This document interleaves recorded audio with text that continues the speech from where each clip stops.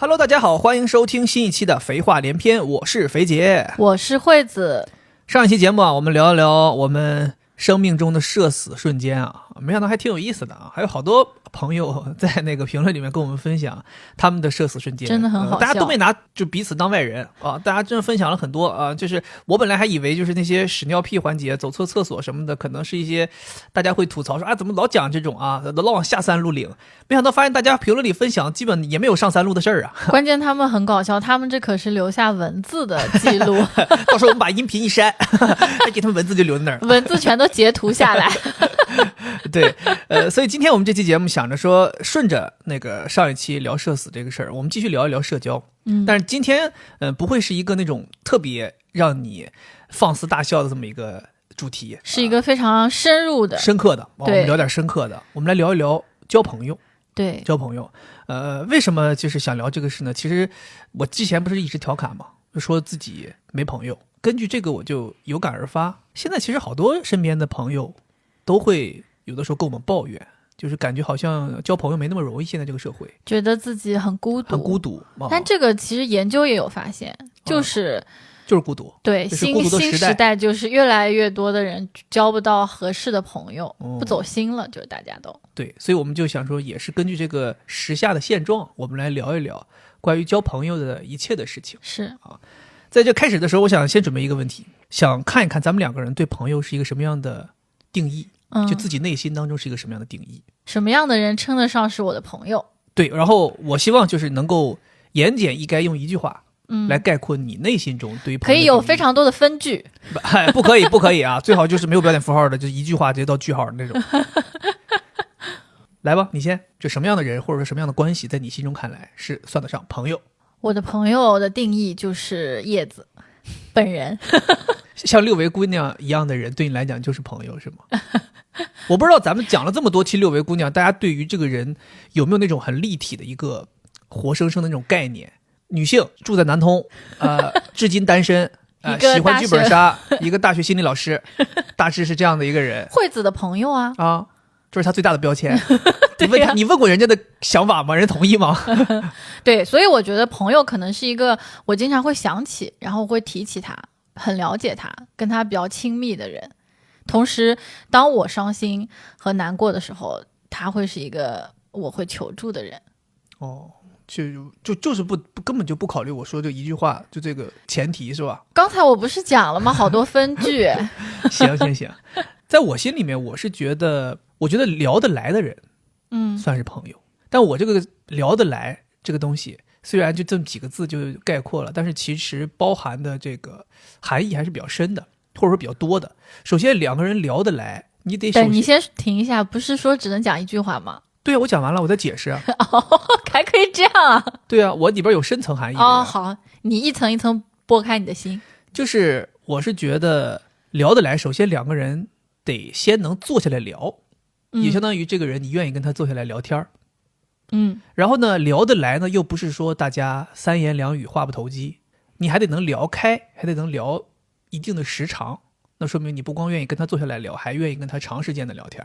然后呢，你这种聊完之后呢，不是说那种聊完之后觉得自己好累啊，我怎么样，你聊得来就意味着聊完之后大家也很开心，结尾也是很舒适的，就说明聊天的过程中大家的三观也比较合，大家对于一个事情的观点呀、深度呀等等，这种我认为两个人可以算得上是朋友。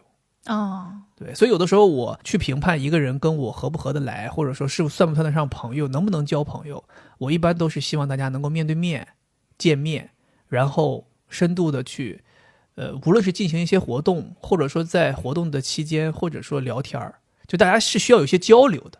那你的意思就是对你来说必须得是面聊？对，我就特别看重面对面见面这件事儿。就是我很难在互联网上交朋友。对，这个其实也是我想就是对朋友的定义的时候，我当时也思考了，我就觉得这两个人得亲近，对，然后有很多共处的陪伴的时间。对，虽然我跟这个六维姑娘现在时间比较少，但是以前我们可是朝夕相处，对吧？我们以前是同事，朝夕相处，而且现在即使我们有这种疫情和异地，我们也经常会见面。对，所以我还查了一下，就是在字典上面对于朋友这个东西的定义，它是指人际关系发展到一定程度的人，2个人或者多个人，他们之间就是没有亲属关系，但是十分亲密，然后会互相帮助、互相尊重、互相扶持，性格啊、兴趣都比较相似，同时大家经常会在一起发生一些活动，比如说可以聆听对方的烦恼呀，或者说给对方一些生活建议啊，然后彼此可以信任，这样的伙伴就是在字典上面定义为朋友。对，其实我在这个心理学的书上面也查了一下啊，但我没有查朋友的定义，而是去查朋友之间感情的定义，就是友情它指的到底是什么？它指的就是一种自发的人际关系，就它不是那种按头的，然后它表现出亲密和扶助，双方彼此欣赏并祈求对方的陪伴。其实跟我们刚才聊的那些都非常的相似，对吧？我们是亲密的，然后互相帮助的，同时我能够向他示弱，祈求他的帮助。对，我觉得在朋友这里面有一个很重要的环节，刚才我们都提到了，就是合得来和长期相处这种亲密层面的事情。是，但是我刚才无论我读那个字典上的解释，还是你刚才说那心理学对于这个友谊这个的定义，里面有一个很重要的环节，就是要相互扶助。我觉得这个也是朋友之间的感情非常重要的一个环节。就现在可能有很多朋友关系，大家是可以共处，聊得来，可以一起玩，但是真的要扶助了，真的要有求于你了，哎，大家就做鸟兽散了。是，这个是我有点觉得为什么现在其实身边朋友比较少的原因。就说白了，就是大家可以同甘，但不能共苦。所以这也是为什么我会有感而发，说想要聊一聊当下的一些朋友关系，就这个事情。但其实这个也是为什么朋友是朋友，友谊是友谊，爱人是爱人，爱情是爱情。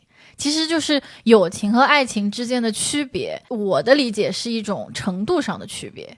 就其实他们都有一些特质，比如说我们都是互相关心的，都是互相依赖的，我们都是相似的，我们都是可以去互相简单的帮助的。但是爱情可能我需要更多共苦，就当我们遇到挫折遇到问题的时候，朋友有的时候可能就散了，但是夫妻就不行，就法律那个就是不框架框住了对，当然不，你逃不掉想走有那么容易吗？就是爱情这个东西会比友情更加牢固一些。咱今天还是在谈友情了对吧？但很多人会觉得就是它有什么区别，或者说男女友情和爱情有什么区别分不清楚这种人肯定是有问题对不对？你觉得你自己身边朋友多吗？你算是一个朋友多的人吗？我算啊，我算是朋友很多的人，我自认为啊，跟我不一样，不像我没有朋友。对啊，你没有朋友不是我给你指出来的吗？用你指吗？我自己没有数吗？你自己有没有数我不知道因为你没有跟我说过哎我没有朋友这个但我现在也会调侃自己说我自己没有朋友。我想问问你，你既然自我标榜说自己有很多朋友，是能给大家介绍一下你的朋友都是来自什么领域的吗？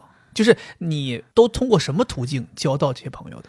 其实我觉得我朋友最多来源还是同事。我现在的好朋友都是我的前同事，所以大家在一起工作的时候做不了朋友必须得都离职了之后才能当朋友。反正就是离职之后你们就变成了特别要好的朋友。这其实挺奇妙的，跟我是完全不一样。就我基本上离职之后跟很多当时在工作场合的时候的朋友同事，我们那个时候关系都特别好。对，但是离职之后大家反而没有联络了。对，这一点让我也非常的好奇，为什么会这样？这个我觉得我待会儿可以讲，这可能是跟我个人有关。我觉得一方面是跟我个人有关，另一方面可能也跟男性有关。对，我觉得也肯定是抛不开这个关系的。就可能男性没有像女性一样，就是大家在这个朋友之间的相处上面所谓的这种情感的延续程度这么高。我不是说我在下什么定义啊，我只是说通过我看到的情况，我发现很多女生她们比如说两个人比如说在一个场景当中成为的朋友，当这个场景没有了之后他们还可以成为朋友。但很多男生就是在这个场景下面是朋友，没了这个场景他们就不是朋友了真的有的时候是这样的。这个我还挺好奇的，但是我先把这个东西说完。你说完。就是在我这里的话，同事成为朋友是特别多的。但是他的限定条件就是前同事，就是现在的同事可以是朋友，但是你还是觉得没有那么亲密，对，没有像之前的那个朋友那么亲密，对。然后第二呢，就是以前的同学，那你自然就可能是延续下来成为朋友了，但是并不是很多，因为我们可能都不在一个城市生活。再接下来呢，就是朋友的朋友，就是我已经成为我朋友的人，然后他们如果是一个很喜欢社交的人的话，他就会带你认识他的朋友。这个其实我认识了好多这样子的人。对对对，确实。对，然后接下来呢，还有就是你的同事或者你同事的另一半，我也会跟他们成为朋友。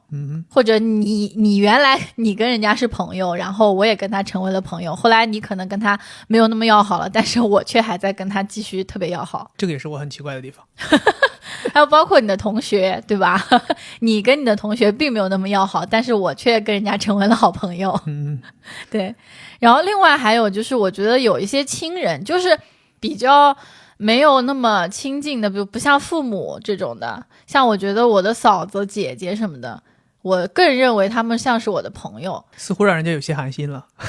明明是家人，明明是亲人，因为我觉得这个亲人就是在我心目当中，就是父母、爱人、孩子可能非常非常亲，然后其他的亲人我甚至都不认为他们会比朋友更加让我快乐。这个确实是对，所以我更愿意把我跟这种我们相对同龄的这种哥哥姐姐嫂子这种称为是像朋友一样的关系，我觉得这也算是一种朋友。还有包括就是他们的朋友，我可能也会跟他们的朋友成为朋友，因为他们可能把我当朋友看待，然后我参与的一些事情都不是亲戚的事情，是朋友的事情，那我自然就认识他们的朋友了。听起来感觉你是一个特别喜欢交朋友的人。对啊，是一个社交狂人。没有，主要是因为我这个人比较吸引别人。我的妈呀，我刚才那个夸字不够呗，就是我以为一般人就是不是，然后接下来是一个谦虚的表达，结果你说不是，接下来要把自己再往高点捧。那我跟你说，当时我说你没有朋友的时候，那我可是趾高气扬的，并不是说哎呀你没有朋友怎么怎么样，而是你怎么没有朋友。对，我为什么说自己没有朋友？其实我这儿也想聊一聊这个事儿。是，就是我这个所谓的重点来了，这期最重要的话题，核心话题，很有可能会哭啊。真的吗？没有，开玩笑。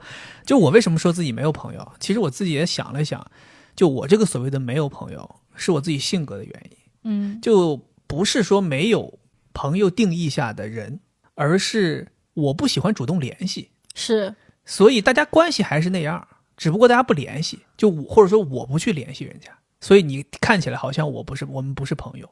就比如说你平常会联系六位姑娘，你平常会联系你身边的那些同事，你们没事就在微信上聊天，或者你跟你嫂子你跟你姐没事就在微信上聊天。但首先我的性格就是我不是一个喜欢上网的人，我不是一个喜欢聊天的人，我甚至有的时候微信都不开提醒。那在这样的情况下，我肯定不会主动去找一个人聊天。然后呢，我又不会去主动发起一些社交活动，我跟人家的关系可能没有任何变化，只是我们不联系，所以看起来好像我没有朋友。但是如果说你说有一个社交场景，或者说有一个社交活动把大家聚到一起了，比如说我们同学聚会，或者说以前同事的组织个饭局，或者甚至路上遇到了，你发现大家其实还都是依然是可以很开心的聊天的，大家还都是关系还不错的。但是就是因为我不会去主动做这个事情，所以导致好像看起来我的生活当中就只有我自己，这是为什么会让你觉得我好像没有朋友的原因。但你看我们刚才讲这个朋友的定义嘛，不管是字典上还是我这边说的啊，就是朋友我觉得还是要亲密的。亲密就指的是你们可能要有一定频率的交流。那不亲密这个又要讲到下一个我的性格的原因，就是我这个人界限感非常强。我把他自己归结为我有点过分的懂礼貌了，所以我的界限感非常强。就比如说你说你为什么会联系自己的朋友，好多人我分析他们联系朋友的原因有几方面原因。第一方面原因就是无聊了，我要找个人聊一聊，大家朋友之间出来乐呵乐呵，开心开心，对吧？比如说你身边就有一些朋友，对吧，他总要邀约大家出来陪他玩，那他就建立了很多朋友的社交环境、社交场景。我呢又觉得好像不应该自己无聊了去找别人，就别人不是我拿来消遣的工具。我是有这么一个想法在我自己心里。那你会因为是你把这种东西叫做了你在消遣别人，但是我们可能是我强加给给自己的吧，可能是我强加给自己的。就我觉得我无聊了，自己想办法去。你为什么要去让朋友出来陪你开心呢？万一人家朋友还有自己的事儿呢？那他会拒绝你啊。我总觉得我好像以这种思想去开展一个社交活动是有点赶人家上架子，所以我自己会克制自己这种。比如说我今天就是想，我经常有的时候啊，就是我是会想叫谁谁出来吃个饭，我想叫谁谁出来玩，我总会想说，人家有时间吗？你这工作日吧，你觉得好像人家下了班挺累的，你想自己休息；你周末吧，你觉得人家好容易一个周末，我总会就是设身处地去想，如果我是周末我会想怎么样，我可能不太希望别人叫我出去怎么样，然后我就不好意思去邀请别人。这是我说的，就是娱乐方面的，我不敢去邀请别人。第二个就是还有好多人朋友之间建立联系，就是大家互相帮助嘛，就刚说的扶助嘛。对，我又不好意思扶助，我又不好意思让别人来扶助我，就我有困难了，我也想让自己解决。我很难以启齿说找谁谁帮我干件什么事儿，除非就是干这件事儿对方也有好处，就大家相当于搭个桥一起合作干个什么事儿，我可能会开口。但凡是我要求别人怎么样的，我必须要给予回报。所以我有的时候会觉得我也不希望去麻烦人家。就在这种两方面这个原因下，就是我要娱乐我也不会找人家，我要求助我也不会找人家，然后我又始终维持那个界限感，就我也不会去没事聊骚人家，大家聊天都没有。所以就显得我好像很孤独，其实就是我自己把自己画地为牢放在那儿。对，我就觉得好像你永远都找不到一个什么合适的机会去跟对方开口说话但是其实一旦别的原因造就了一个社交活动社交场景，你会发现很多人都喜欢跟我聊天，很多人都愿意跟我相处。那你会把那些人当作是朋友吗？有一部分我会当作是朋友，但是你要明白，就是我刚才说的这个东西一定是一个相互的感受，我不愿意去开启，对方也能够感受得到我不愿意去开启，对，所以人家也不会来主动找我。没错，久而久之，我自己把自己孤立了之后，人家也就不再来找我了。对，所以为什么形成了现在我所谓的我没有朋友的概念？其实并不是真正意义上的没有朋友，只是你不愿意去找别人，别人也不敢来找你。没错，就是自己给自己建立起了一堵围墙，把自己围在里面了。然后我自己就挺在这个自娱自乐的生活里面，还挺也不能叫很享受，但是至少不难受。所以我就这么度日了。对，但是为什么我想聊这个事儿，就是其实你说夜深人静的时候会不会孤单？也会孤单。夜深人静这个词就只是形容啊，不是真的夜深人静，就是平常你有的时候会不会觉得说，我也希望有朋友来，大家聊一聊，你也希望怎么样，有的时候也会。但是我就自己真的承认，就是我很难迈出那一步，就我总觉得我麻烦别人了。OK， 对，我哪怕约朋友出来喝咖啡，我都觉得我麻烦。你看我周末咱们约了一个朋友出来喝咖啡，喝了两三个小时，对吧？我就觉得我好像很麻烦人家，我马上就想要回报人家。你回报了什么？就我想说，你比如说我们出来聊，咱们那天聊了一些关于时尚的事儿，关于购物的事儿，我们聊了咖啡，聊了吃，我就希望说 OK， 我带你出来能体验到一个好的咖啡厅，我给你推荐一些以后你可以再去光顾的咖啡厅，给你推荐一些好吃的，甚至我给你推荐一些好店铺，甚至我可以带你去逛街。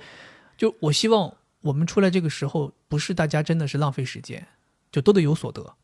我老是有这种心态，所以我觉得我自己也是因为这种所谓的讨好型人格或者说回报型人格，就我是这么想的，我就怕万一对方也是这样，别人也要回报我，那人家多累啊，所以我就不愿意去建立社交。对，但是你看你也跟我回大连，你也看到我跟我们同学之间的关系，大家都很好，我觉得大家也都很喜欢跟我玩，然后场面也都很融洽。是，但是我就是不愿意干这个事儿。可能他们已经玩了100次了，然后真的你真好，我不骗你，真的，他们都在上海，好多同学他们天天见面啊。我是第一次跟他们见面，要没有人牵这个线儿，我都不知道他们在上海。对呀，这个事情我也都非常的好奇。就是之前我就会经常会有一些什么同学会啊，或者什么同学来上海啊这种事情，然后你就从来没有。我想是不是因为你们大连没有人来上海？我本来也是这么想的，就我本来以为我们那些高中同学大家都在国外，后来才知道人早都回国了。对啊，因为你在跟我讲的时候，我不是很喜欢探听你以前的事情嘛。你跟我讲的时候就觉得，哎呀，你好像跟那些同学真的是一起，甚至一起打架，一起受处分，就听起来你们就属于莫逆之交了。是，但是怎么现在连人家微信都没有？没有，我甚至都记不得人家名字。就是，所以我就说嘛，我现在这个情况，我把它称为一个社交困境吧，是我各方面的原因造成的。哎，那我想问一下一个问题啊，就是你刚才这样子描述你自己的这个状态，或者你自己内心的想法的时候，你甚至说到你觉得自己是一个孤独的人，对，当你这样说的时候，你的感受是什么？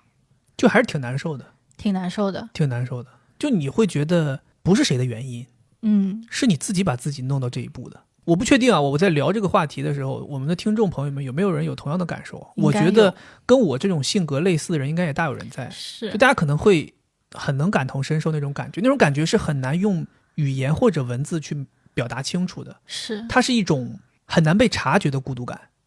我是一个每天都乐乐呵呵的人，然后你一旦让我出去，你也会发现我也是一个很积极向上的人，你让我自己去找事干，我也能找。在这样的一个人的状态下，你怎么去想象他其实内心是孤独的呢？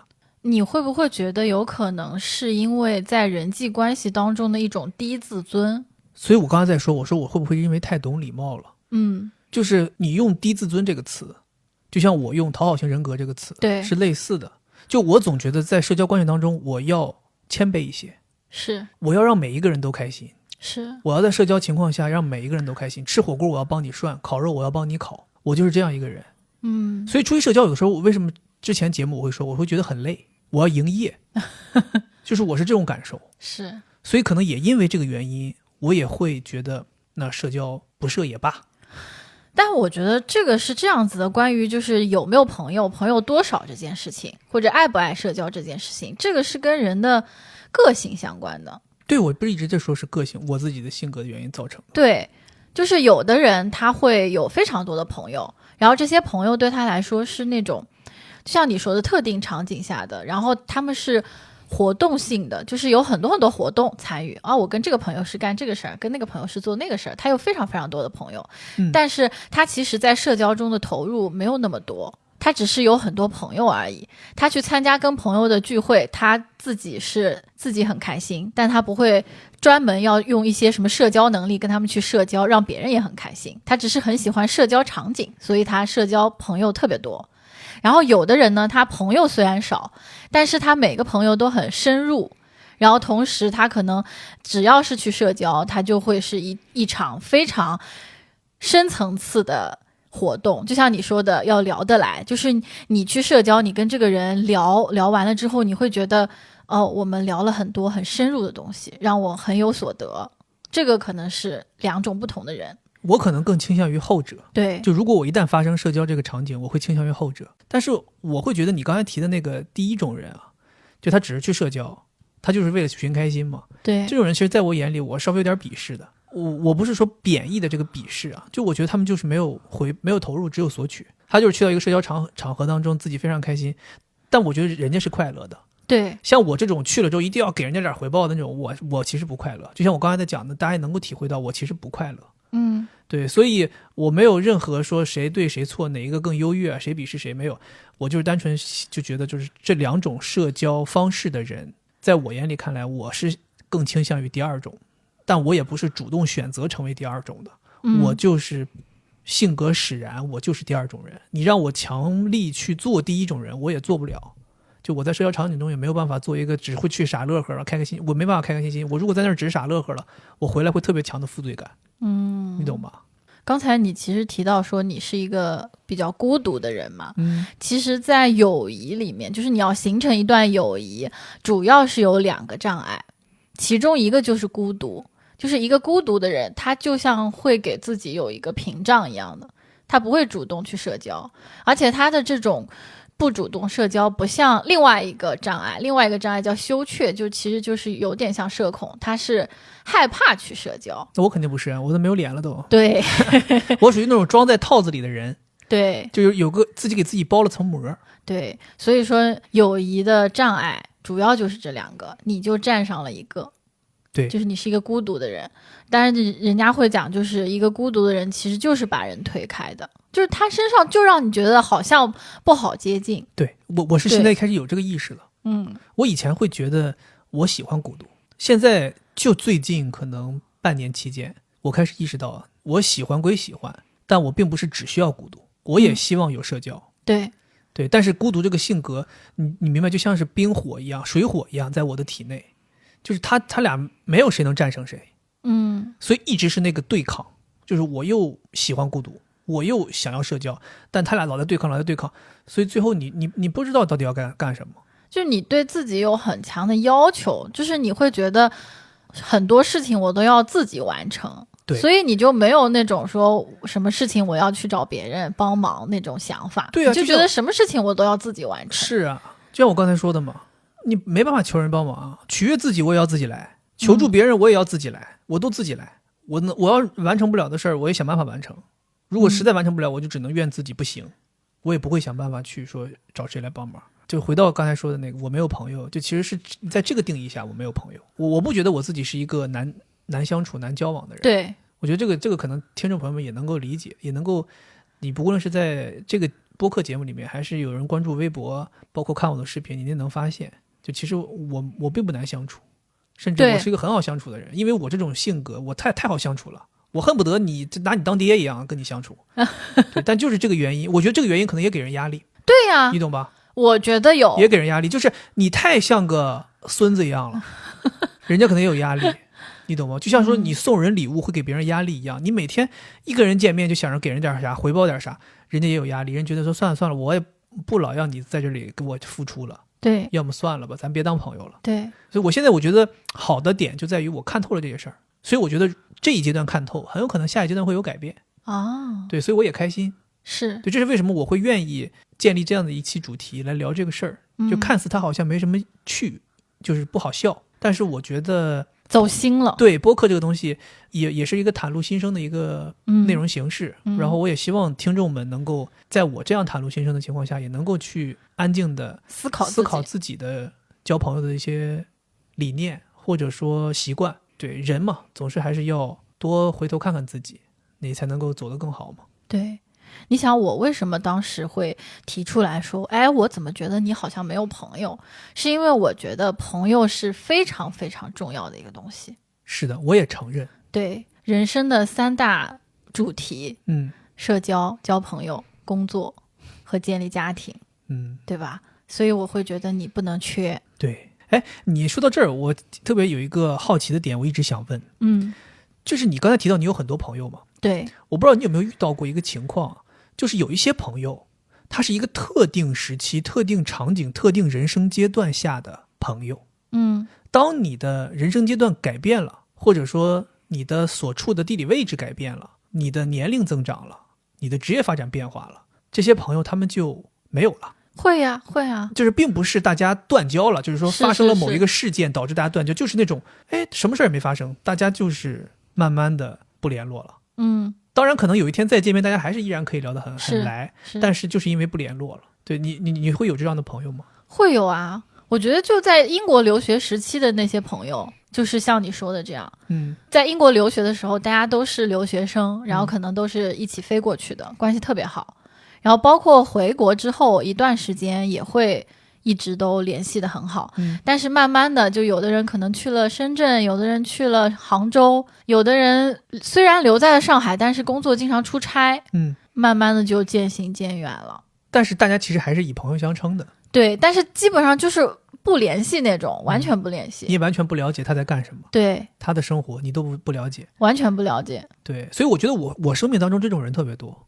对啊，就是高中有一批大家玩得特别来的人，是那时候都好的不得了了，因为上大学大家四散到全国各地，大学的里面又有一帮玩得很好的人，大家恨不得每天都黏在一起，大学毕业又四散各地，对吧？同样道理，就像我说的，我在每一份工作当中都有一帮很好的同事，大家甚至周末都会出来一起玩。是啊，打麻将啊。但是你换了工作，这批人就没有了，你再换一次工作又没有了。对，所以我经常有的时候会自己想，这可能也是正确的，就它一定不是错误的。就你在你的当下的人生阶段、时间、地点、人物状态下是有一个圈子的，你可以理解为就像打游戏一样，你一点这个人，你有一个圈，是你的范围，在这个范围内的此时此刻的人是朋友。但是你每一次移动了之后，你都有那么一个圈嘛？可能之前有好多人在你当时所在那个位置的那个圈里，后来你移动开了之后，你就变了另外一个圈，就有了新的人进来。我一直认为这个是没有关系的，对，这个是正常的。我甚至一度认为这是一个成熟的表现。我随着我的人生阶段变化，我会产生不同的朋友圈。但是这2年我开始回头想说，即便这个是正确的，但是不是有一些人应该在你的生命当中是永远存在的？我觉得是这样子的，就是我回想了一下我自己，就像你说的，我们上高中有一批朋友，大学有一批朋友，然后留学有朋友，不同的工作有不同的朋友。我回想了一下，其实我每个阶段都会有留下来的朋友，就可能没有很多，一两个，但这一两个朋友还是那种，即使你们不在一个地方，还是会联络，或者你回到那个地方的时候，你一定会去找他，就还是存在这样的人的。包括我也会回想，就是我以前工作，我不是讲好多朋友都是工作同事认识留下来的嘛，那我会发现有一些工作我可能就跳出来了，没有跟他们继续成为朋友，但是有另外一批人他们还是继续好着的。我不知道你之前那个金融公司是不是你之前跟他们好的那些朋友，他们后面还是继续在玩，私底下大家其实还在玩，只是没带我玩而已。对呀，没带你玩而已啊，对吧？有可能真的是这样。那我想你看我们前同事可能有2、3个后来好的，然后另外3、4个他们也是他们好的，就是你总归还是会留下那么1、2个，你不可能所有的你那个阶段的朋友一直延续，那可能你一辈子得有多少个朋友啊，对吧？那你怎么看待就是刚才我提的这种特定时间场景下面的这些朋友的这种，就是随着时间就没有了这个状态，就是当年大家是朋友，现在大家不是朋友了，你觉得这种状态就像我刚刚说的，我认为是正确的，我认为是合理的然后是比较健康的，但是还是得留下那么1、2个，像你这种一个都不留的我感觉不太行。所以你有吗？你生命当中有那种自始至终都是朋友的？自始至终都是朋友的。对啊，因为我有的时候其实挺羡慕有些人能说谁谁谁是我发小。那我觉得对我来说就是初中开始的朋友有一个，如果是初中在一起读书，又同时上了高中，又同时上了大学，我觉得这种朋友有可能真的会没有。我就是初中是一个地方，然后后面就没有一个地方了。哦，是他还在老家的对吧？对，他现在在杭州，他跟一个杭州人结婚了，他在杭州。哦，我们婚礼他还来了。就这种东西我觉得挺奇妙的，因为我是身边没有发小的，我现在唯一认为伴随我生命时间最长的一帮朋友，真的我能够有信心称人家是我的朋友，人家也愿意答应承认我是人家的朋友的，就是我大学里面的那些同学就我是真的觉得我们的那种友谊是让我非常非常难忘的，以至于我后来为什么到现在都不太怎么去交新朋友，一个很重要的原因就是我老用那个标准，就是那种友谊那种朋友之间的感情的标准来衡量我接下来所遇到的每一段友谊，我都觉得配不上。我都觉得那个是我要的标准，那个标准对我来讲真的太高了。是，说起来真的很感叹，就是那一帮人我经常跟他们吵架，有的时候经常跟他们吵架，其实那个时候你会发现真正拿你当朋友友谊很深的人，有的时候他真的会完全不顾惜你的颜面跟你吵，但吵完之后当你需要他的时候他还能立刻出现。对，就这个事儿让我就是加深了跟那帮人的关系。那一帮人其中有几个对我来讲是有那种人生指导意义的，因为我当时在大学里面交的那帮朋友都比我大，要比我大2到3岁这个样子，在那个时候他们就给了我很多帮助，就像你说的，就是这个朋友的定义有扶助，那个时候他们就作为师兄给我扶助，带我玩，然后有的时候还给我一些所谓的吧教诲，然后毕业之后他们也是，他们无论做什么都会来关心我说你在做什么，大家行业之间能不能互相帮一帮，对，或者说给你一些建议，对吧？包括我们每到谁的城市大家都会见面，然后有的时候来出差，他来上海我们也会见面，甚至有的时候他会看到我做的内容会给我一些评价，他有的时候真的就毫不吝啬就骂你，就说你这个内容早晚会出事儿，我早跟你说过了，你不信，你看现在吧，报应了吧，怎么样。然后有的时候我也会很生气，我说你是不是就不盼着我点好，怎么样？他说你真的就觉得我不盼着你好吗？然后我们可能很长时间都不说话了，然后过一段时间突然间大家还是会说话。小玉你帮我看一下这个鞋子哪里有卖的便宜的对，就我觉得这种关系是让我觉得特别轻松的。那你觉得你跟他们交往就不需要营业对吗？不需要。这可能是我现在生命当中我认为唯一我出去交往不太需要营业的人。那所以说这些朋友和你认为的其他的那些朋友有什么不一样的呢？你既然都认为是朋友，为什么有的朋友你会觉得你去跟他们社交你就必须得给他们点什么，而这些人却不需要呢？因为我觉得这些人不会离开我，但我觉得其他人如果我不给他们点什么的话，他们会离开我。那你为什么这么想呢？为什么这些人就不会离开你呢？就我觉得我们是经历了真的很多事情足够亲密。对，而且我们是在学生时代大家建立的友谊，就大家没有任何利益瓜葛，大家没有任何那些七七八八琐碎的事情，因为当时其实身边也有一些人，也有一些同学，大家之间是可能有利益瓜葛的，或者有一些人就是喜欢玩心机的。当年大家可能看似还在一起玩的挺好，但最终就像一个簸箕筛下来，我们最后这么多年现在还是以朋友相称的人，大家就真的是筛干净了，就是没有任何杂质，大家就是干干净净，就是朋友。所以这些人就是我会跟他们相处，就是觉得我非常轻松，就甚至我可以，你知道吗？我是一个没办法拒绝别人的人，我不会拒绝。他们就是他会跟我说什么，哎，我来上海了，咱们约哪儿吃个饭？我说我没时间，我说你下次来再说吧，我就会直接这么说。但是你知道，就是其实有好多我认为的，就是那个等级的朋友，我死得抽空。你今天说你怎么样了，要约出来，我死都得抽空跟你见一面，因为我怕我一旦拒绝，人家会对我有想法。哎呀，你装什么啊，对吧？约你还没时间，你有多忙啊？就我会有这种幻觉。所以说这个就是感觉像是一对矛盾的东西，就是其实你越重要，对你来说越重要，越有价值，越亲密的朋友，反而是你认为你越不需要在意他们感受的人，因为你觉得你们之间的关系很到位。然后另外一种就是其实并没有那么要好的，你反而觉得我好像得对他们更好一些。对的，我就特别喜欢举例子，就是用一首歌来举例子，就是陈奕迅那个《最佳损友》那个歌，那个歌里唱的就是我跟我那些朋友之间的感情，就是有一种大家也很少联络，真的你也看到我们很少联络，当然他们之间联络的比较多，就是还是回到那个话，就是我不喜欢聊天嘛，对，我们很少联络，但是关系大家彼此是很珍重的，对，就符合刚才我们说的那个朋友的几乎所有的定义，就是对，你要我们出来活动我们可以活动，你要扶助我们可以扶助，你要互相谩骂我们也可以谩骂，你要大家喝酒，这个定义里面没有说要互相谩骂就而且我们几乎见到了彼此最丑陋的一面，全都见过了，最不堪的最不堪的都见过了。对，我们没有什么东西是不能分享的。你懂吗？就是我们甚至可以分享那种极度隐私的东西，大家会互相分享。对，所以我是觉得这是我就是心中有一个这个标准。所以当我用这个标准去衡量我其他有机会交朋友的场景的时候，我总觉得到不了。那很正常啊。就说到这个朋友，其实我当时思考的时候，觉得也是有不同的 level 的。就比如说有点头之交和什么割头之交，就是我天，你这两个之交差太大了，对吧？就点头之交，哎，我也可以称为我们是朋友，互相认识，对吧？那还有一种就是我们真的是可以换头的那种朋友，或者为你两肋插刀这种朋友，过命的交情。对。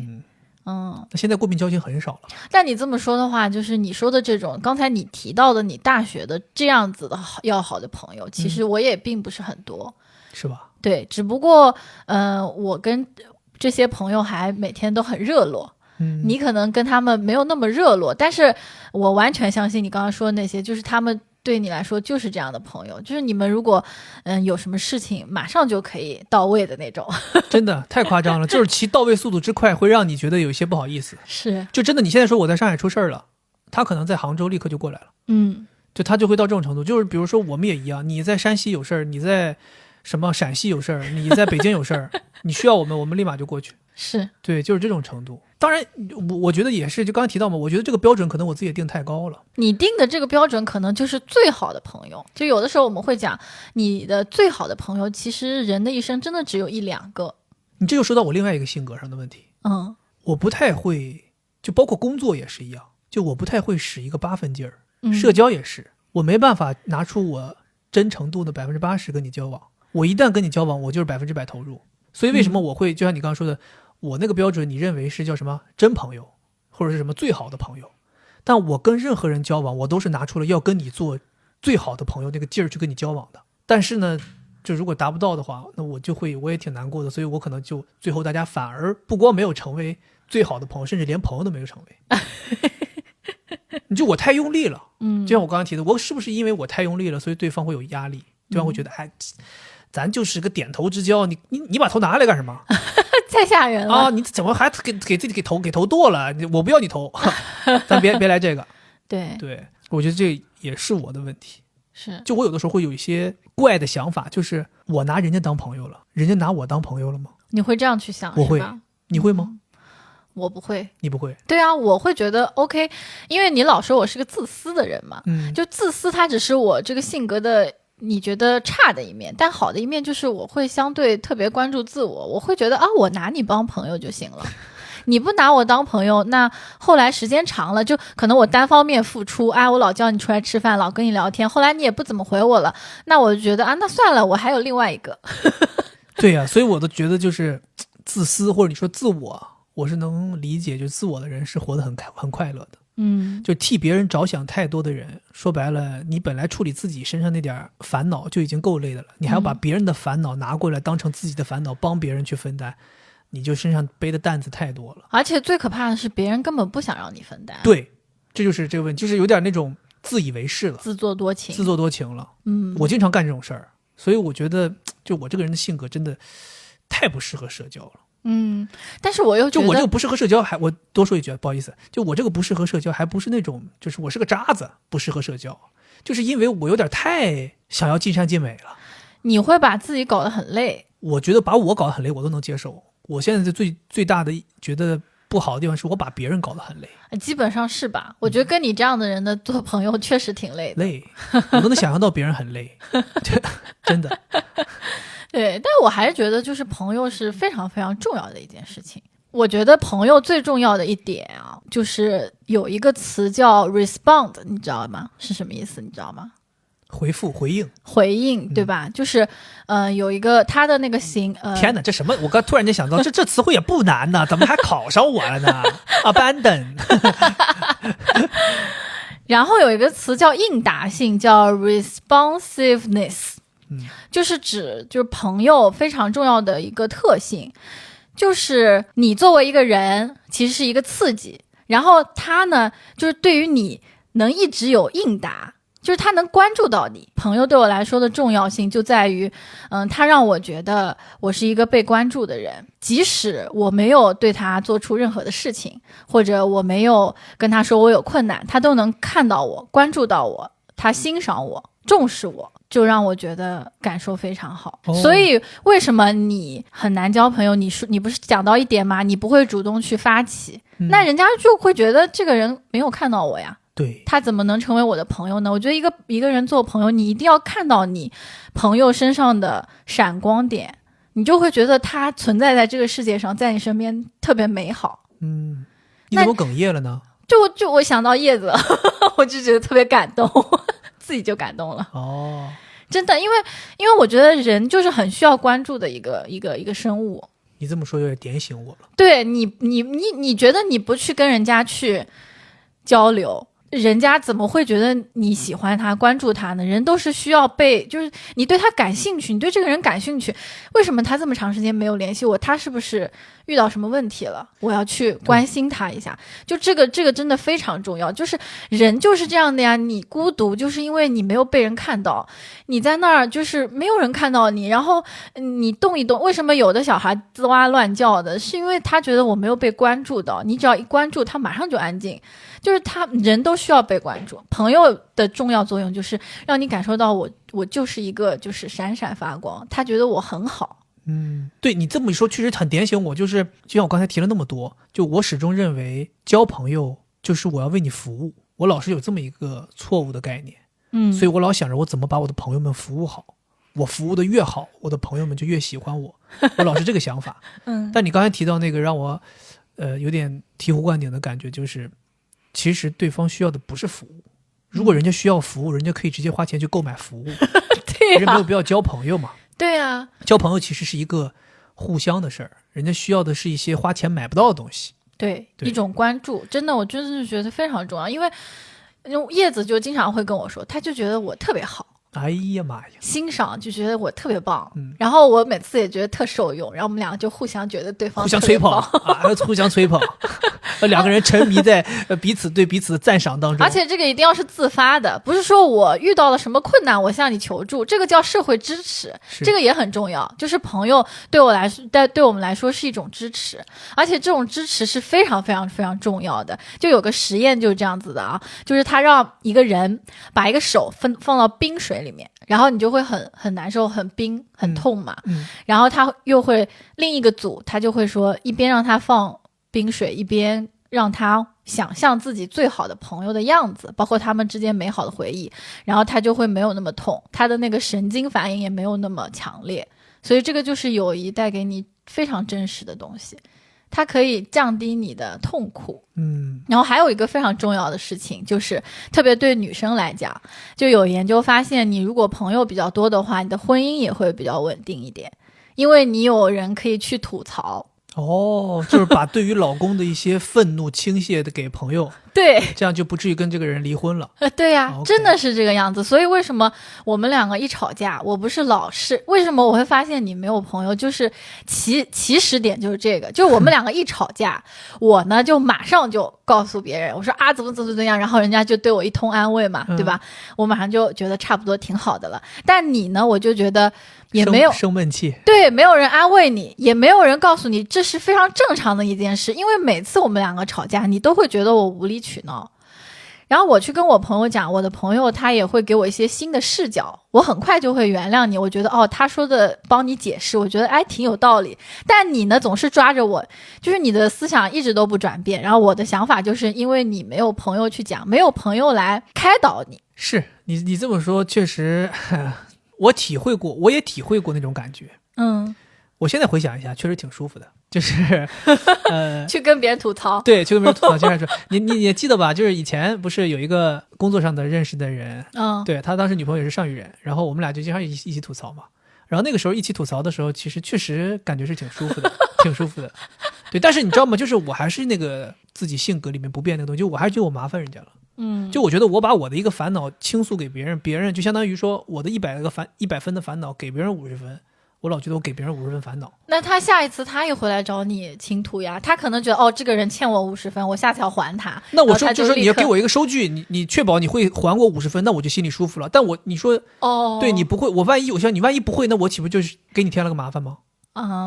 就是还是就是那种服务性的意识老是在我大脑当中非常根深蒂固。服务型人格，就是一个服务型人格。对，你刚刚说的那个让我非常非常受用。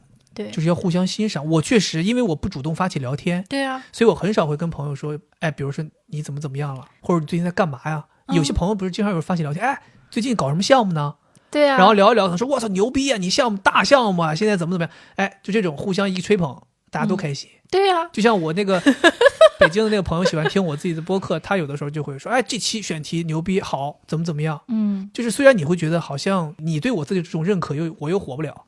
但是你不得不承认的就是来自朋友的这么一个认可，你会觉得至少身边的朋友还愿意喜欢你听你的东西。因为我身边有太多朋友问你在做什么呢，我说我做什么呢，关注一下，然后从来也不听就是你也很正常，这种属于点头之交对，还有就是就像我刚才说的，为什么我说那个大学里边那帮朋友真的是就是有事真上。你记不记得我们之前做了一期节目，就是那个讲那个女性发生的被这个暴力侵犯的这个事情，那期主题不是出了点事儿嘛，然后让我自己不太开心嘛。那个时候就寻求了一些情感帮助，但是我还是就只愿意去找那个我认为关系最好的那几个朋友。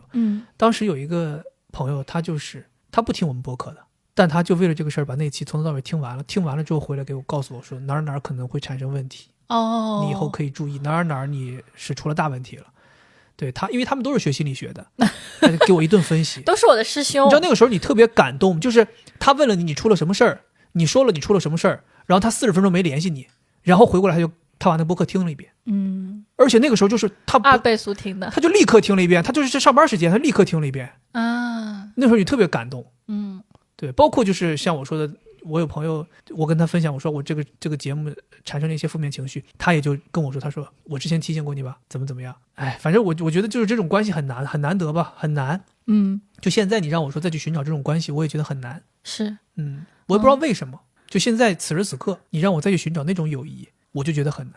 那是因为人生阶段也不一样了。对吧？那个时候是学生阶段，你有非常多的时间去建立这样的友谊，而且那个时候比较年轻，就是从年轻时期延伸过来的友谊会比较牢固一点，然后也会更深层一点。因为你长大了之后，年纪大了，工作了之后，总归还是会有一些这个利益在里面。这个我就好奇了，就说我们现在真的就交不到毫无利益关系、很真诚的，大家单纯的是交朋友吗？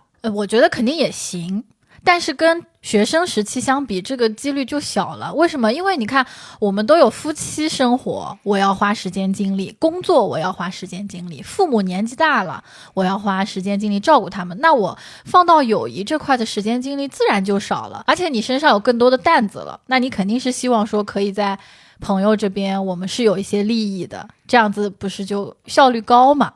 其实就是这样，就是为了生活吧，我觉得。但我觉得大家其实还是渴望能够交到这种非常渴望，对，毫无利益瓜葛的。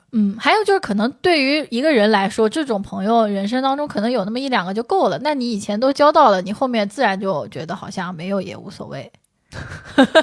是啊，这东西有库存量的是吧？而且你没有这个社交场景去交到这样的人呀，你都是工作场景，对吧？很少这种完全没有利益的场景。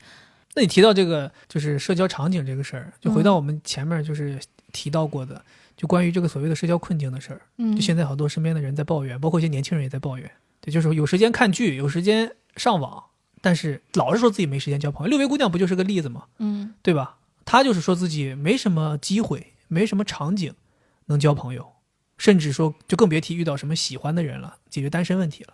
咱聊聊这个呗，就是这现在真的是存在这种所谓的社交困境吗？还是说像我一样是固步自封了？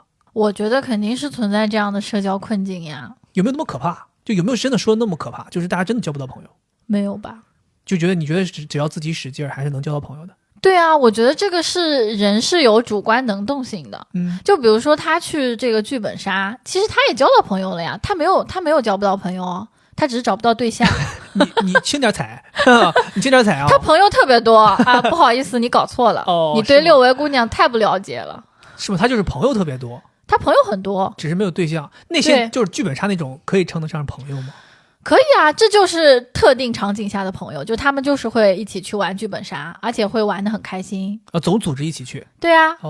然后剧本杀完了之后还一起吃饭，我觉得这种就算朋友，但可能就是特别简单的朋友，就没到我那个标准。他们如果不玩剧本杀，不会出来玩，不会出来见面。我是觉得就是我不知道现在的年轻人是怎么样，就是我们属于已经到了30多岁了，我觉得肯定是存在社交困境的，但是没有那么可怕。那你最近有交到什么朋友吗？新朋友吗？对啊，就通过什么样的场合交到了什么样的朋友，然后这个朋友在你也给他评个级，就大致是一个什么样段位的朋友。就像我那个标准是最好的朋友，点头之交，什么断头之交，头砍一半之交，这种之类的。我现在我觉得我最近交到的朋友，我觉得比较重要的就是也是一个同事，就是现在的同事。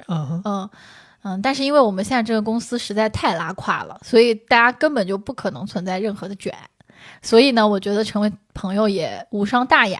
就是因为公司太拉胯，所以大家没有利益纠纷，就是没有人利益瓜葛。对，因为在这里头搞不到什么利益。对，所以大家成为了朋友。所以就成为了朋友。我觉得还挺好的。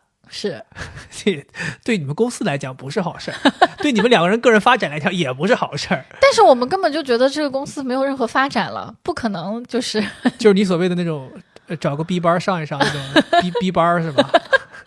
你们是属于那种上 B 班的班逼。对，所以我是这样认为的哈，就是我们正好说到这个同事做朋友这件事情，我是觉得如果说是一个你还在职业发展非常重要的这样一个地方，你绝对不要去交朋友。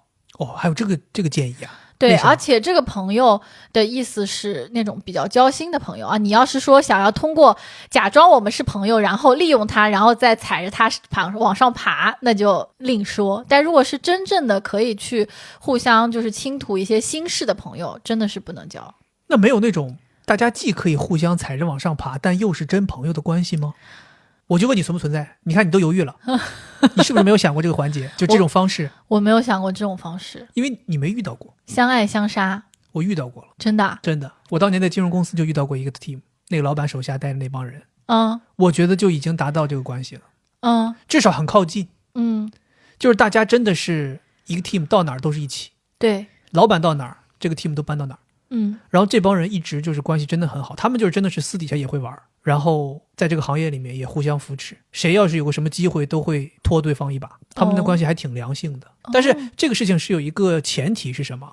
就是从我们个人角度来讲，就是你一定要在一个行业里深耕，你才可以交这样的朋友。就是我刚才为什么前面提到说我有好多同事最后大家没联系了，很重要一个原因是因为我工作这么长时间换了3次工作，每次都是行业360度大转变，对吧？你看我从干广告去干金融，从干金融又去干媒体，从干媒体又来干自由职业，就是我这些朋友很难延续。对，但是如果你真的是在一个行业，因为我当时从金融公司走的时候，其实当时老板就要带我嘛，要带我去外资行什么工作。你如果还在那个行业里面，大家是真的可以既成为很好的亦师亦友的关系，同时又可以互相彼此有利益的这种往来，然后都能够往上走，对啊，都能给彼此带来好处。其实在这个人际交往的理论里面，有一个就是为什么大家会互相吸引嘛，有一个就是社会交换理论，就是我们是有利益交换的。其实这种也是比较牢固的关系，在利益存在的情况下一定是牢固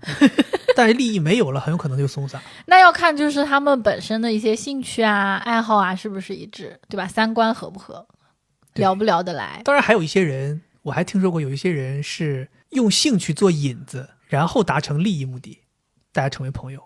尤其是我在广告公司，在咨询行业都听过这样的故事。他们就说有一个比较低级别的人，因为大老板喜欢干某一件事儿，跑马拉松。跑马拉松是一个钓鱼，然后还有一个是大老板特别喜欢踢实况足球，就打游戏，他就每天陪大老板踢实况足球。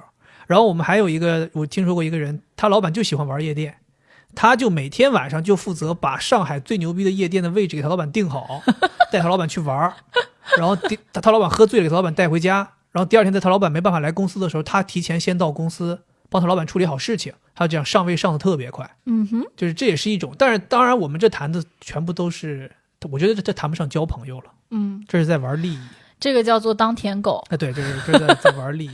就是刚才不是在说，就是同事间到底要不要交朋友？是，对，我觉得就同事交朋友这个事儿，没有一个绝对要还是不要，就真的是很看大家投不投缘。对，如果你跟他成为朋友了，那么因为朋友不是有亲密感嘛，亲密度，然后包括你的自我暴露，一定要把握好一个分寸，特别是对于公司里面其他人的一些评价或者项目上的一些重要的事情，就你们可以平时在外面玩，然后交流其他的事情，但是你不要去跟工作相关牵扯上。对，所以我觉得你看你刚才提到你有很多因为共事而成为的朋友，都是在大家离职之后关系才显露出来的。对，所以我觉得大家同事之间的朋友还在一个工作岗位的时候，或者在一家公司的时候，我觉得大家不能叫朋友，大家应该叫同盟，利益共同体，同盟。然后等到你离职之后，两个人如果还能够维持所谓的朋友关系、亲密关系，这个时候大家才能称得上是朋友。对，你说这个同盟也给我一些启发。就是之前我的老板跟我说过，他说其实工作就是搞人际。就比如说你现在有一个东西要让设计部去做，他可以说我做不出来，他也可以帮你费尽心思的去想，那这个中间的差距就在于他认为他跟你关系怎么样，私交嘛。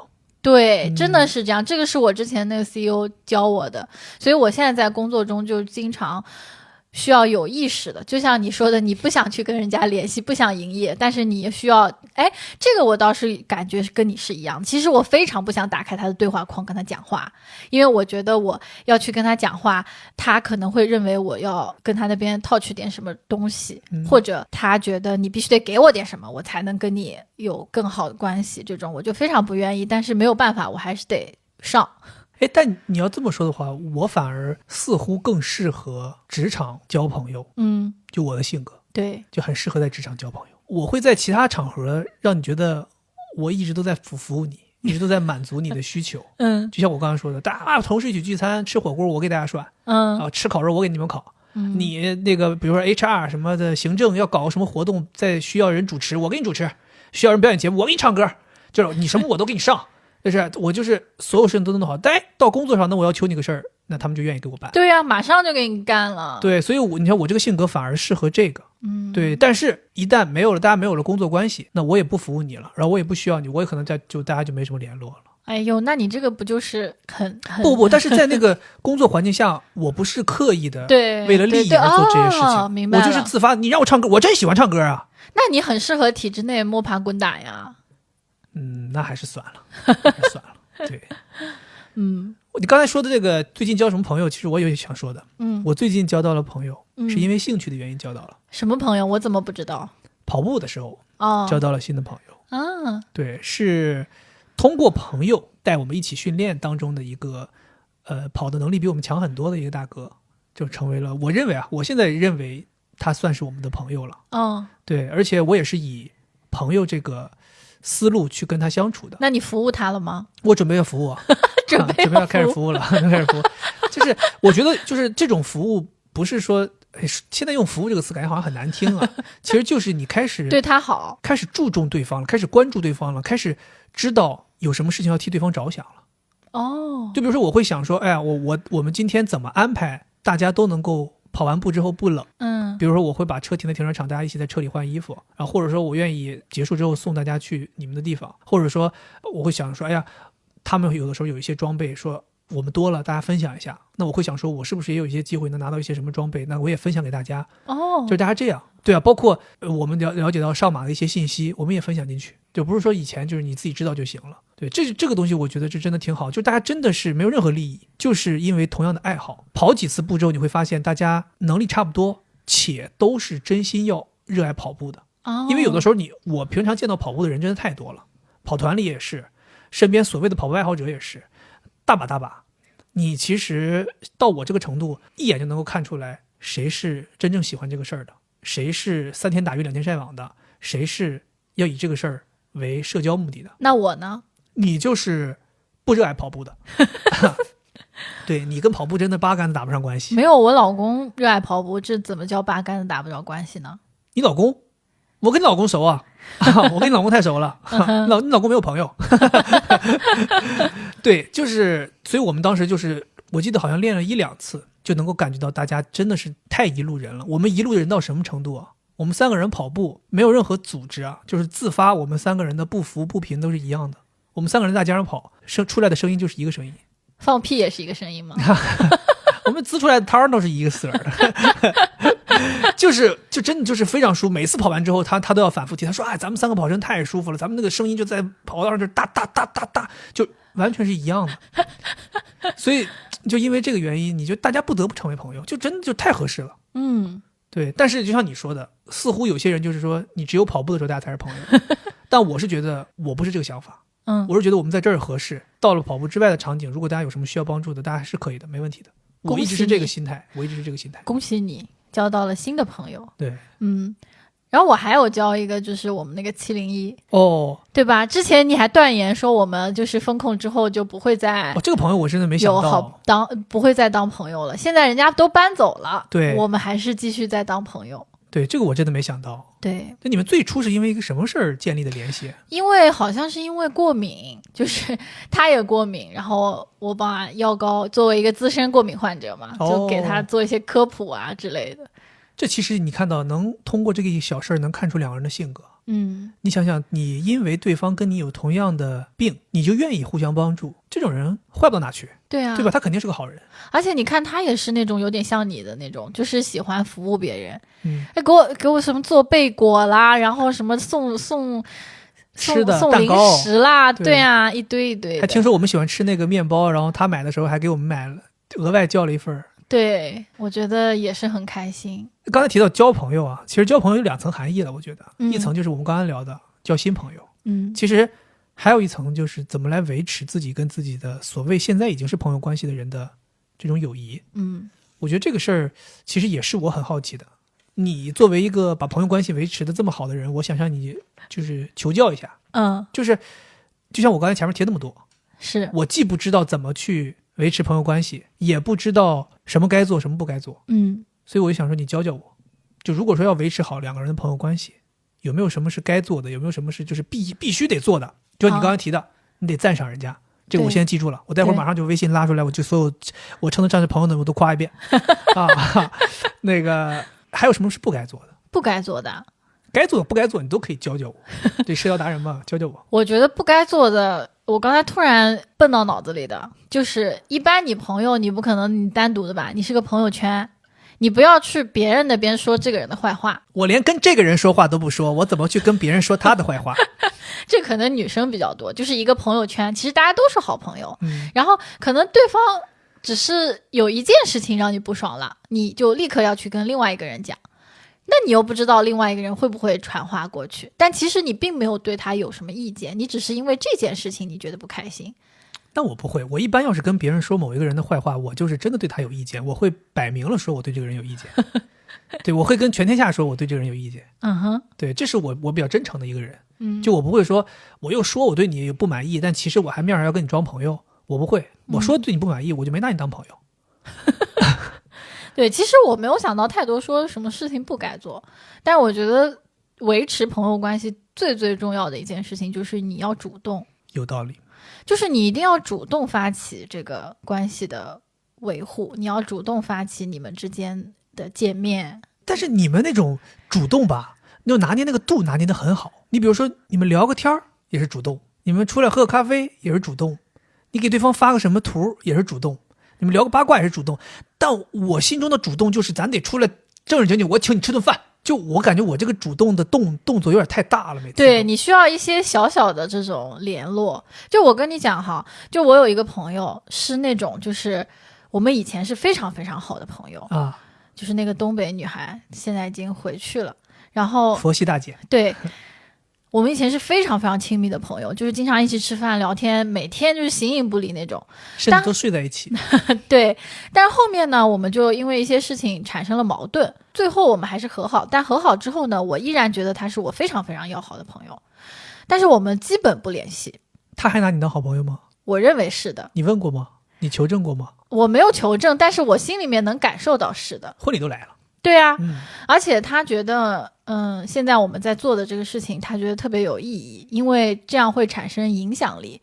就他也是一个有很多自己想法的人，因为他学佛嘛，同时他又很希望说这些想法可以传递出去，那他对我也很认可，所以他就会觉得我们这个事情现在做的有影响力，他也很为我开心，因为这样的话可以影响更多的人。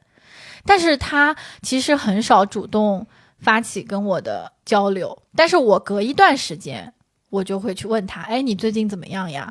然后我们一聊起来，我就会觉得他对我的反馈也很及时，只不过他没有主动的跟我联系，但我不介意，我觉得没有关系。那他就跟我很像，对不对？你们都是双鱼座，但我又张不开那个嘴，对吧？说我的朋友们多联系我。我其实那段时间我好应该是有就是很长时间了，都是我主动去联系他，可能1个月2个月一次。所以这是为什么你是个合格的朋友呀？对，但我能感觉到我去联系他，他也很开心，就会跟我聊很多。有人联系我，我也很开心。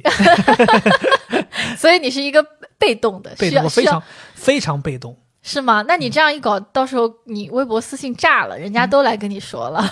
谢谢大家，谢谢大家，我每条都回。我每条都回。完了，我跟你讲，只要愿意来找我聊天的，我每条都回。完蛋了，你这个肯定要炸。最后人家说你现在是干什么职业？我说我现在主要回私信，我一天8小时回私信，忙不过来。我有时候加班呢，加一天加10我跟你说，我待会儿到时候统计一下，我看看你是不是每条都回。最后发现我其实没收到几条私信。对，可能这时候才难看了呢。只收到3条，杰哥，我把你当朋友的，虽然你不认识我。3条，还有1条是说美容美发，你愿意来体验一下吗？哎呀，对，因为我自己很有感触的，我觉得我应该也是有一些朋友是对方在努力维系我们2个人的关系，但是我没感受到。但是我觉得一定有这样的人，我们2个人的关系是对方在维护，所以我也很愿意维护我跟另外一个我认为比较重要的朋友的关系。偶尔我也会想，为什么总要我先联系你，我也不要联系你了，就有的时候会有这种傲娇。但是一段时间之后，你又觉得，哎呀，我还是想要知道他最近怎么样了。其实我觉得这个就是真的朋友，就是他什么都没有发生，但是你还是觉得这个人存在在这个世界上，我想要了解他。你刚才提到一个事儿，我其实想插一句问啊，就是你刚才提到你跟那个朋友其实中间是发生了一点问题，两个人有点像断交了的关系，对，但后来又修复了，对吧？其实我发现你真的让我很服啊，就是你的社交关系当中不止一次发生这种事情。就你甚至有人把你微信都删了，后来又加回来了。我就去问人家，我说这个人为什么把我删了？你帮我问一下。然后呢，当事人又跟你解释了。然后我忘了，好像没解释，就又给我加回来了。可能说，哎呀，不小心被发现了，那还是加回来吧。对，所以我是很好奇，这种所谓的朋友产生了问题，后来还能挽回吗？是怎么挽回的？就挽回还是得有人主动呀。如果大家没有一个人主动发起，那肯定就再见了呀。但我跟这个朋友之间是他先主动发起的这个挽回，他给我发了一封邮件嘛。但我现在已经完全忘记我们当时为什么断交了。那你有主动发起挽回过一段友谊吗？有，但失败了。真的？对啊，就是我大学里面寝室同学呀。其实这个事情对我伤害非常大的，因为我跟他们关系是很好的，但是后来又是因为寝室同学真的是最难处了。我跟我寝室同学处挺好，男生可能好一点，女生真的是，哎呀，真的是就是朝夕相处，勾心斗角，4个人5个群嘛，就是真的。我当时主动发起要跟他们修复，然后我还买了吃的放在寝室桌上，然后跟他们讲，但是他们我觉得就是他们已经形成了一个小团体，他们非常的坚固。如果是单独一个人的话可能好一些。我后来跟他们几个里的其中有一个还算是有点修复的，就后来我是觉得想要跟他们这个群体重新修复是不可能的了，只能修复其中一个。我觉得相对还算是修复了。就是你主动发起，然后示好，然后去把你们中间的误会给讲清楚，因为这个中间肯定是产生了误会嘛。我就有一个好奇啊，就是你主动发起，首先第一可能会显得比较卑微，第二就像你说的，一旦失败了你会觉得更难过，就你会觉得我都已经放低姿态想要挽回了依然不行，因此你会不会以后就再也不想主动发起挽回一段友谊了？我觉得这个是有可能发生的，就像是创伤，就形成了一个创伤。所以久而久之，友谊一旦结束你就不会主动发起。如果那个人跟你的想法是一样，大家都不会主动发起。就是能遇到像你说的这个咱们那个佛系大姐这种能够愿意主动发起还是少数的。所以说人还是得有点信仰在身上。对，我觉得真的，我虽然不敢断言，但我认为有可能有很多很多的原本很好的友谊，肯定的，之所以断掉，其实欠缺的就是双方任何一方愿意放低姿态主动的去发起。对，其实并不是两个人真的到了那个所谓的不可调和的那个状态。肯定啊，后面时间越长，这个人想怎么他还没有来找我，那个人想怎么那个人还没有来找我，然后两个人就互相生着闷气，可能好多年。对，真的是这个样子。但是我刚才想到你说的这个，我放低姿态是不是显得我比较卑微？这个其实就是心魔，就你自己认为这样去做是卑微，但我觉得这样是勇敢。但也有的时候你可能会觉得我挽不挽回也无所谓，我不缺这么一个人。那可能是你在骗你自己吧。那可能真的是有一些人不那么重要呢。不重要的话也不至于到断交就是很痛苦。如果这个断交让你觉得痛苦了，我是觉得就是一个未完成的心结。就对我来说，这个大学的这个事情确实对我来说一直都是一个未完成的心结。我不知道会不会有一天有可能会有重归于好，或者说把这个事情说开了，就没有说再重新成为朋友，而是没有再互相有这样子的怨恨在里面。但是我其实现在想想，我自己会觉得我没有觉得卑微啊，我会觉得我很勇敢。我回想当时的那个场景，我会觉得我做了一件很勇敢的事情，就至少我敢迈出这一步去复合。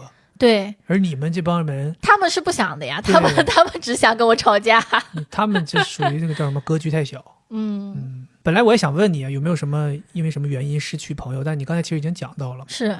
所以其实我回想一下，我这么多年没有特别多的朋友是因为出了什么问题，出了什么原因失去了的，都是因为你的孤独。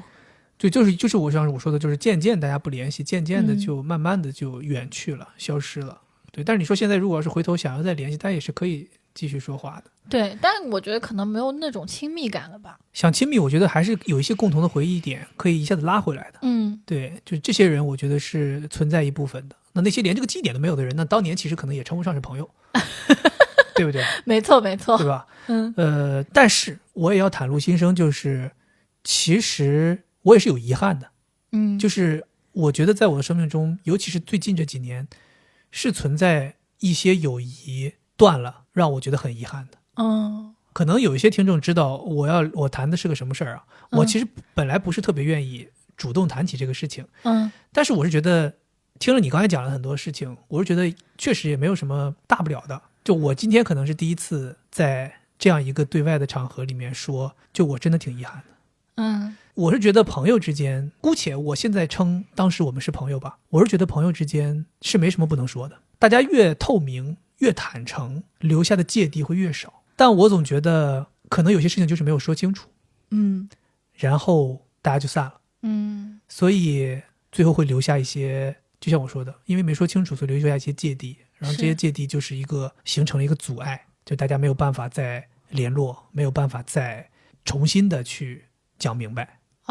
对，这是我觉得一个挺大的遗憾。是对，而且就像我问你说，会不会不敢鼓足勇气迈出那一步，去把那些芥蒂踩碎，大家来讲一讲？确实不敢，就确实不敢，就确实觉得你不想再重新回顾当时那个不愉快的场景。你很怕会再回到那个场景里，你不想，你索性就冷处理它。因为反正冷处理对我也没关系，对他也没关系，对任何人都没关系。对，而且我这个遗憾经常刺痛我的。最近一段时间经常刺痛我，是可能因为我和某几个人的关系牵连到了一些其他人。真的吗？导致我失去了跟那些人的联络，这是让我更遗憾的。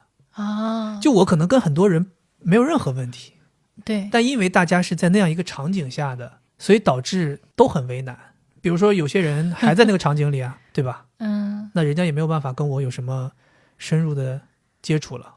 是，所以原本是一圈子大家其乐融融的人，但因为其中我和一些人出现了问题，导致最终这个其乐融融的圈子，人家乐融融了，对不对？还有我，对，当然，我觉得没有关系啦。就是人家乐融融，其实我有的时候站在远处看，就是怎么说吧，只言片语的得到一些他们的消息，我也觉得那人家大家都挺好，我也是开心的。但是我确实也遗憾，就是其实当时有一些朋友，我认为有人吧，就一定是有人的。当时是有一个人或者有几个人吧，他们也曾经想要挽回我，就回来找我。但是我跟你讲心里话，就是我其实觉得有点既有遗憾又有歉意。那你结束了这次我们的聊天啊，我觉得我给你做了一次咨询。你要付费好吧？对，我没有想到请你付费，这个节目会做成这个样子。我本来以为是一个我们两个人观点的输出或者碰撞，但没有想到其实最后变成了一个我自己心声的袒露。对，就我其实应该就是第一次聊这个事儿，就是我真的又遗憾又歉意又不知所措。那你会有什么行动吗？接下来应该不会吧？我觉得我还是那个性格，就我应该不会有什么行动，但我不抗拒任何自然而然发生的事情。就我不会说大家偶然间可能有机会要见面，我会说那因为要见面，那算了，我不要去了。就我不会抗拒这些自然而然发生的事情，但是你让我主动迈出那一步呢，我还是会觉得我可能没那么勇敢吧。对，但是我觉得我今天所做的这些事儿，我今天在聊这个话题，刚才讲的这些话，也算是我主动迈出的一步，就是我要表达出我自己内心的想法。就我不是冷血的，我不是把那一段所谓的刚才说的其乐融融的时光完全抛诸脑后的。就我还是想表达的就是对不起，我很遗憾，我很有歉意，对每一个人都很有歉意。我遗憾的方面就是一方面遗憾的是这个结果，另一方面遗憾的是当时没有把事情讲清楚。对，其实我觉得可能每一个时期做的每一个决定，做的每一个操作，可能都是那个时期当下率性而为吧。对，因为我就是这样一个人。情绪容易影响。那现在也过了1-2年了，那你回头看，可能会觉得好像任何事情，我觉得就是你回头看，你都会觉得有更好的处理方法。对，我觉得很多事情都会有更好的处理方法，只不过当下的你，那个时候的你，能不能想到有这么好的处理方法？而且现在的你是没有情绪的你，那个时候的你是有情绪的你。我就想表达这个事儿。对，我也不想讲太细了，我只是真的想表达这个事儿。我觉得这也算是我第一次，对你也是第一次，讲出我内心其实真实的感受。因为我们以前也没有设置这样一个场景去聊这个事情，包括前面的铺垫什么的也都是很有作用的。对，其实好多人，我跟你讲，就是这个事儿闹得也挺奇怪，就是好多人见到我之后都会来问我觉得还有一个让我很歉意的事情，是我前2天刚刚想到的，是因为有人跟我提起这件事或者这些人的时候，会跟我道歉，说不好意思，我们要提起这个事情了，可能不该提。我说没有关系的，我说没有不是不能提，没有不能提这件事情。然后那个时候我才意识到，可能我当时的一些没有想得很周全的一些决定和操作，不仅给当事人带来了一些问题，甚至给周边很多人都带来了一些困扰。对，所以这是为什么我今天就特别想说，就是遗憾是小，歉意是大。就我觉得这自己的一些事情，然后影响到了周边这么多人，就是直到有人来跟你说聊起这个事儿，还跟你道歉，我真的觉得我特别特别过意不去。反正我就只能说到这，我也只能说到这儿，我也不知道我接下来说什么。就这个事情也不是我准备的，我今天就要说这个事儿，我就是突然间，因为你刚才给我的一些启发，真的吗？对，因为我一直在交朋友这件事情上面属于非常非常的稚嫩的一个人。就你别看我能把大家哄得很开心，能让氛围很热闹，这都是社交临场的表现，这跟交朋友能力没关。就我交朋友能力确实是差，跟你聊这种话题，就我不知道听众是什么感受，但至少我作为这个对面直接接收这些东西的人是非常受用的。对，所以可能这期节目是一个比较自私的节目，本来是一个想聊给大家听的节目，最后变成一个比较自私的节目。而且你们会发现，虽然我讲的少，但是我的话都是非常重要的。对，每一句我都是就因为我说了某些话，你才能表达更多。对，你确实提醒我很多，就要主动一点。我觉得主动，因为你说了主动，让我说了刚才那些话，因为你说的告诉我要主动，可能未来我会有更多主动的事情去做。很有可能以后我面对社交的所谓的那种营业压力也会越来越轻。我也希望能够有更多的像我跟我那帮没溜的朋友交往那种轻松的感觉。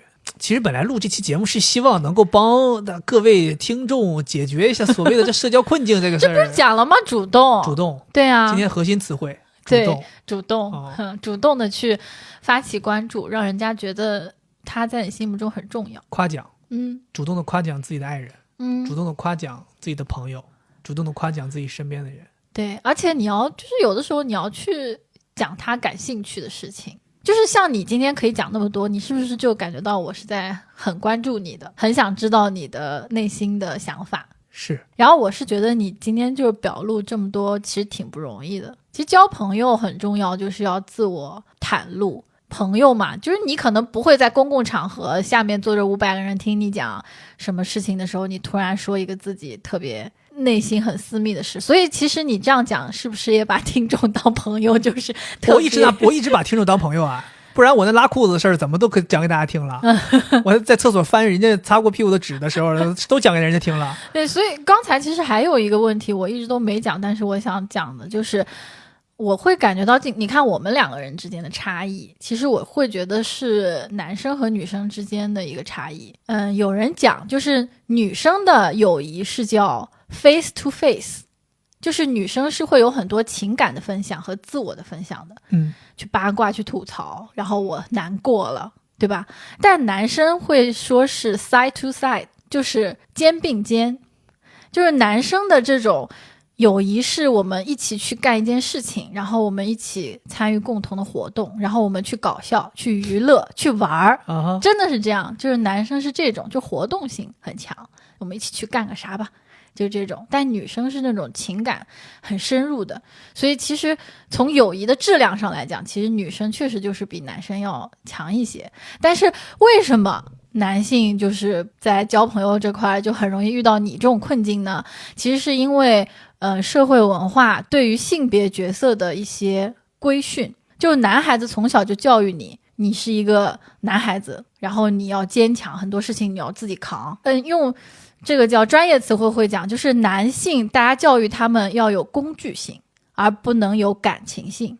就是你是一个工具，你要去完成一些事业什么之类的，你不能男儿有泪不轻弹，你不能去依靠你的朋友，并不是因为男性比女性不会交朋友，而是因为男性被教育成这样的。所以你就会发现有一些比如说他的身上有那种女性气质的男孩子，他就很容易交到朋友，他有很多朋友，对吧？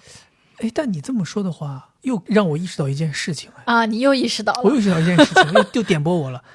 你刚才提到女生之间是 face to face， 对，男生之间是 side to side，但我仔细的想了一下，我是一个男生，但我却很渴望 face to face 对，这个也一直是你身上的一个特点啊。所以我就觉得这也是我交不到朋友的原因，就是因为我身边其他的男生，人家都要 side to side， 谁跟你 face to face 呀？然后我又想要 face to face， 那人家肯定不愿意跟我玩啊。那你去交女性朋友也可以啊，是不是又点拨你了？对，但是不是啊？但是你要明白，就是女性人家未必愿意跟你一个男性交朋友呀，也是，对吧？就是所以我就会出现这样一个尴尬的人格设置，就我渴望情感上的交流，我并不在意大家是不是要去共同干一件事儿，搞笑娱乐。对，但男生不愿意跟你情感交流。对，好多男性他其实也不是不愿意，其实他很愿意的。